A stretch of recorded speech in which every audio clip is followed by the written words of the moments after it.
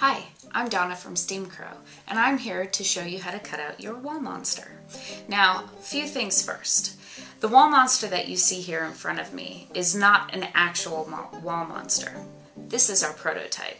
The color's going to be different, the paper's going to be way different, way better, and we've modified them and made them even better since this first printing. So this is for display purposes and for demonstration purposes, just to show you how to make things work. So let's get started. First, let's go over your materials. You are going to need, of course, your wall monster. Next, you're going to need a hole punch. You will need a craft knife, a pair of scissors, a straight edge, if you would like to use a straight edge, and of course, brads, or fasteners, as they're also called. These will be coming with your monsters. The rest of the tools, you're going to have to find yourself. So, let's get started. I like to use a craft knife first, and the reason why is because I have more control over what it is that I'm cutting. The paper's going to be kind of big. I use the scissors later on just to trim things up. So let's go. Oh, one more thing. Always use parental supervision. And be careful. You're using a knife, hopefully it's a good new blade, but you want to be careful because you can hurt yourself. Always use caution. What I'm going to do is I'm going to pick something closest to me and I'm going to go ahead and cut. Now around each piece of our wall monster is going to be a little outline. It's a dotted line. Now this dotted line you can cut on the inside of. Now if you like the dotted line though and want to keep the dotted line, you of course can cut on the outside of the dotted line, but that's up to you. So for today I'm going to cut on the inside. Also, most of the edges here are going to be straight. We tried to limit the amount of curves to make it easier for you to cut.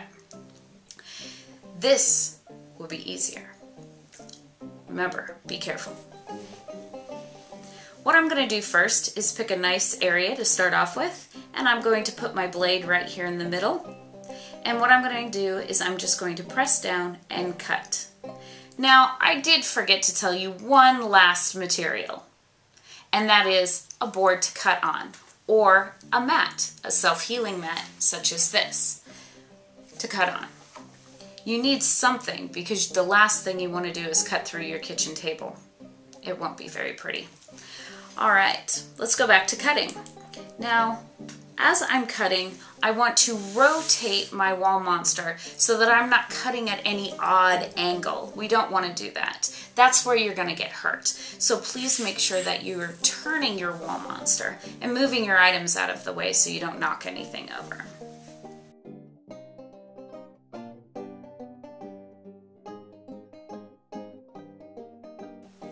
Alright, there's my first shape. Now what I'm going to do is I'm just going to pop this out. Now if your shape doesn't pop out all the way the first time, don't stress out about it, but don't pull on it too hard, because what you don't want to do is yank on it and get a nasty little tear in your shape. You want to be careful with it. Also, if you didn't quite get inside the dotted line, you can use a pair of scissors and trim as you go. Now what I'm going to do is I'm going to cut out each piece and I'm just going to set them to the side, then I'll hole punch them later. Now remember, not all of the parts on your wall monster are going to be for that specific wall monster. Hidden inside, well not really hidden, but alongside all our bones of our skeleton here are also parts of Frankenstein. We have a jaw and we have an arm. Part of a sleeve.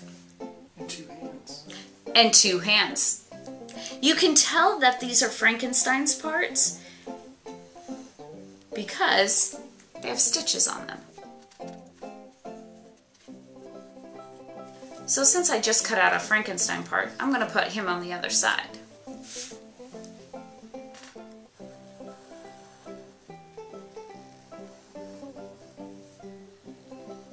Now to do a curve, you want to go little by little. And if your curve ends up a little jagged, you can trim it later with scissors to smooth it out if you want a nicer curve, or if you definitely want that handmade look, you can leave it a little jagged. Remember, these are hand-pulled silk screens, so they're gonna be a little different to begin with. So don't worry about it if your lines aren't perfect. You're gonna be okay.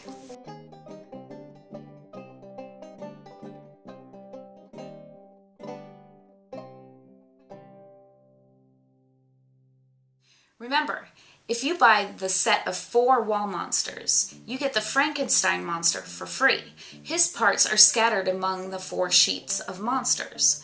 So that's why you have a few extra pieces on each sheet. Let's get back to cutting.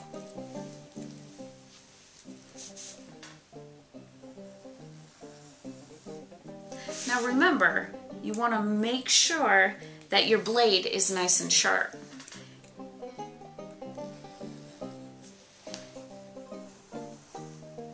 And if you accidentally take off a little bit more than you need, don't stress out too much, but be careful.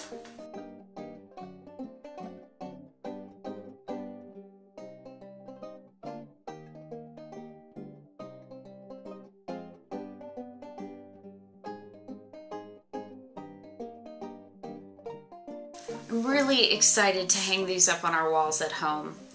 We've always been on the lookout for really cool Halloween decorations, and our house is the perpetual house of Halloween.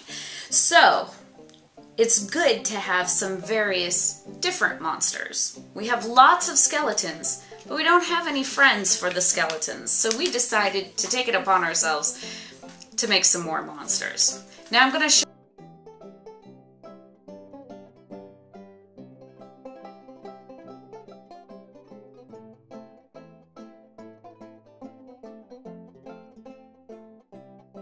Alright, I'm going to continue cutting out Frankenstein's lower jaw here.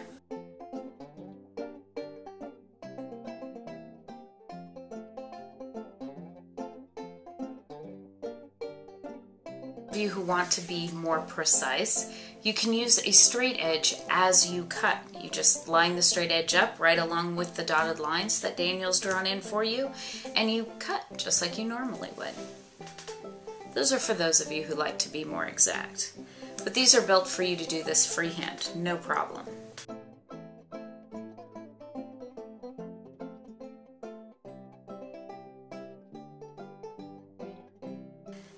Now the wall monsters that you're going to get are on acid-free paper. It's French company paper and cardstock weight, so it's nice and thick and durable.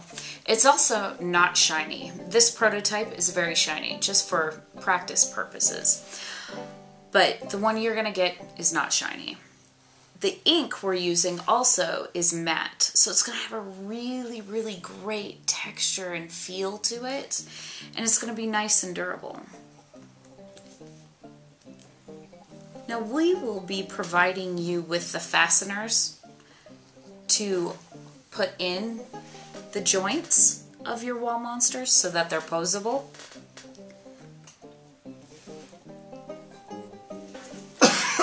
And I'll show you what those are going to look like in just a little bit when we get to that part. Now, as you can see, cutting out the wall monsters is going to take you some time. It's not going to take you a long time, but it can take you some time. Don't worry about it, because there's a reward at the end.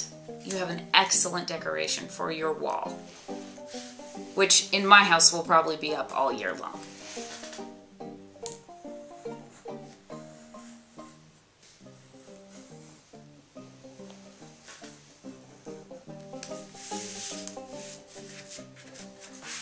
Now, as you can see, I'm starting to get parts of this in the way. So what I'm going to do is I'm going to get rid of parts of this. So all I have to do is take my knife and I can just cut away parts of this.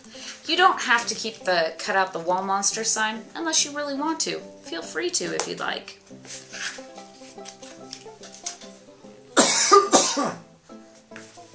So I'm going to get rid of this. Now I have a little bit more room to work with.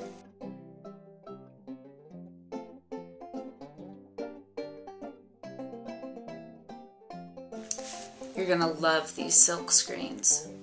We've done silk screens on French paper before with beautiful matte inks, and they have such a satiny feel to them. They're just beautiful, and they look fabulous on the paper.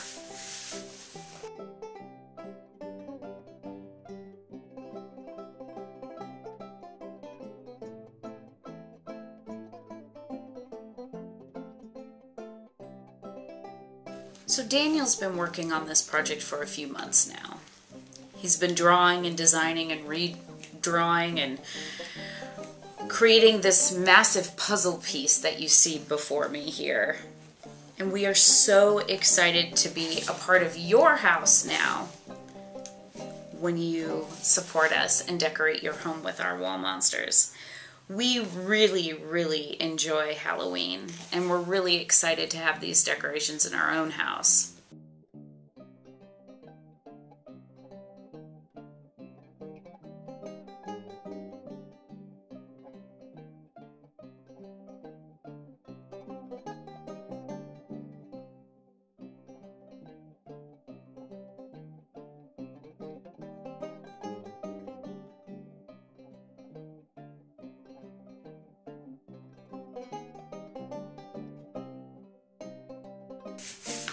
Now, if you're uncomfortable using a craft knife and you prefer to use scissors, let me give you a tip on how to use those. What you want to do is make sure that you have a good pair of scissors, nice sharp scissors. Once you have that, then what you're going to do is, instead of cutting directly on the dotted line, you want to give yourself a little bit of leeway, some more room around it. So you're going to cut it out as such. First, I'm going to get rid of all this excess stuff because, you know what, it's just in the way. And I want to get as close as possible to the piece that I want to cut out. So what I'm going to do is I am going to just cut around the outside here, and I'm just going to rough cut it. I'm not going to go really, really neat around it. Just like that. I'm going to cut it, so now I have a big piece just like that. Now what I'm going to do is I can go ahead and trim off any extra that I want just to get it out of the way. Get rid of those pieces and then cut inside my dotted line, rotating very carefully. Now remember, the paper that you're going to be getting is a cardstock weight, so it's pretty thick, so you're going to want to use a good pair of scissors.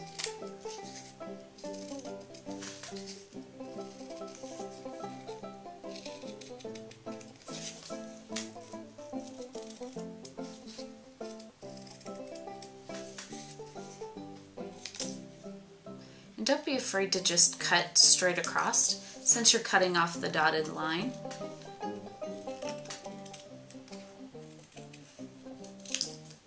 You can just cut straight across just like that.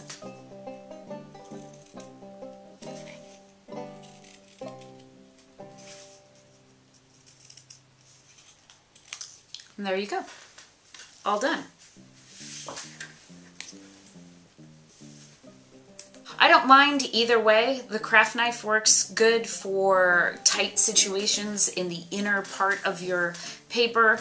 The scissors work great for long bones and bigger chunks of wall monster. Either works well. It's what you prefer. If your hand gets tired of holding the craft knife and pressing hard, then move to the scissors. It might be a little easier for you.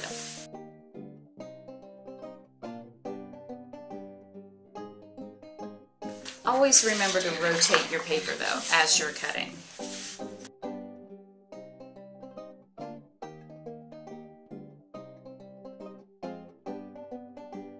Now, I'm going to talk while I cut here. The cool thing about our wall monsters is that Daniel has built them to be interchangeable. So if you want your zombie to have more bones showing, you can steal a couple bones from the skeleton. If you want your zombie to have a skeleton head, you could probably put the skeleton head on it. There's lots of things that you can do. It's up to your imagination. Be creative, have fun with these.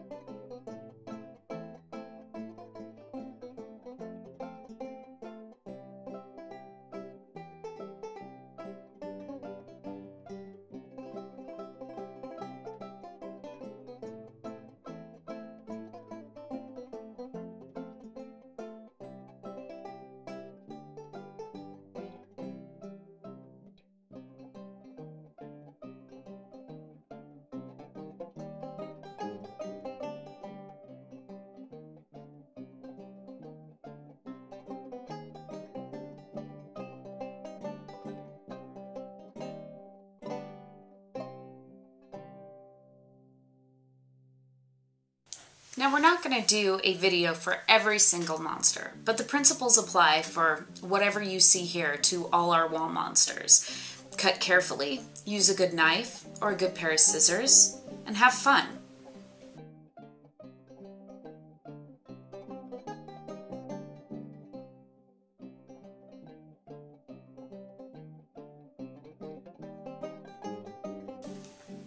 Give yourself plenty of time to cut out your wall monsters.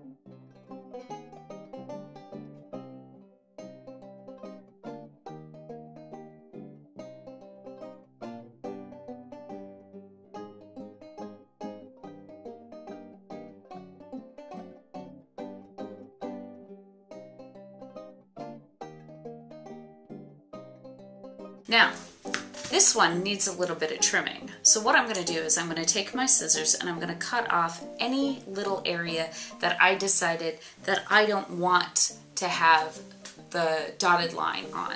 So what I'm going to do is I'm going to check it out and I'm going to notice that I have a little line here.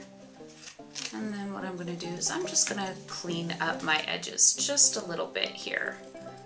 I turned my knife a little too soon, so my edge is a little bit jagged. So with my scissors, I can go ahead and just clean up and make Frank's hand look really nice. Now, if you wanted to, you could put Frank's hand on the skeleton. There's no wrong way to do this. Have fun. You could even put things backwards. Let's punch out some holes. What we're going to do now is we are going to use our hole puncher. And this hole puncher is about 1/8 of an inch. And on each body part, there is a nice little target that Daniel's made for you. And that's exactly where you want to punch the hole. Just like that. Really easy. So now what I'm going to do is go through all my pieces and look on both ends and use my punch to punch out the holes.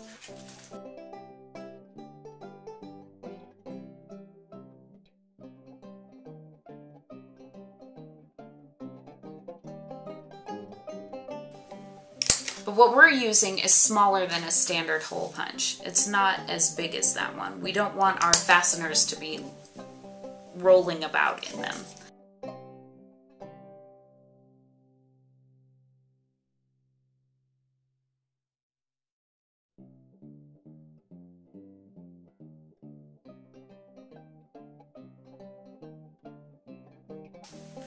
All right, now that we have that hole punched, I'm gonna clean up my mess and then we're gonna lay out the skeleton so you can see how he's supposed to look.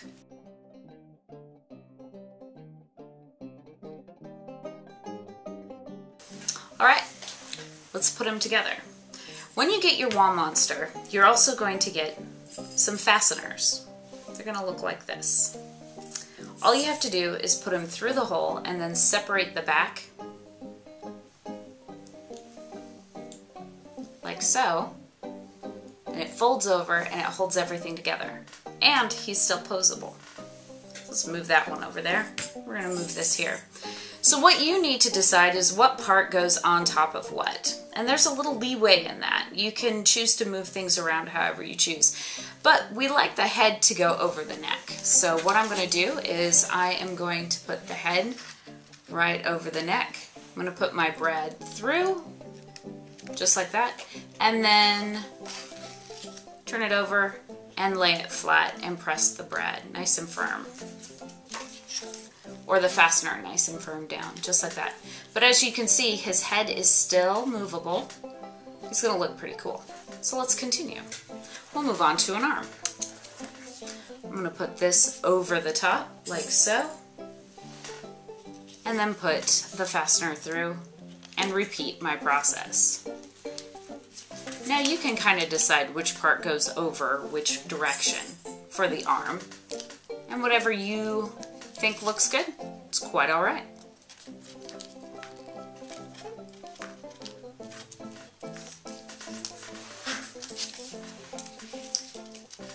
This hand is missing a digit. It's okay.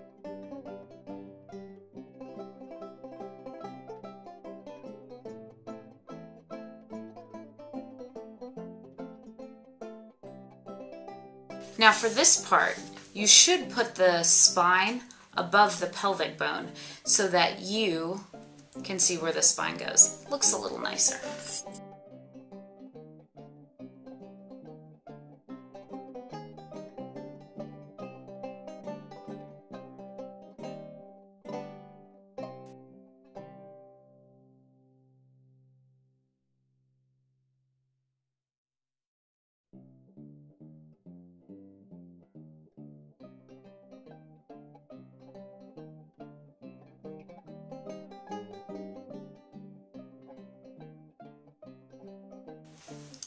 And there you go. A skeleton all put together. A great wall monster ready for your wall. Thank you to those of you who have supported us on Kickstarter. And if you haven't supported us yet, go to Kickstarter.com and look up wall monsters so you too can have your very own wall monster. Thank you very much.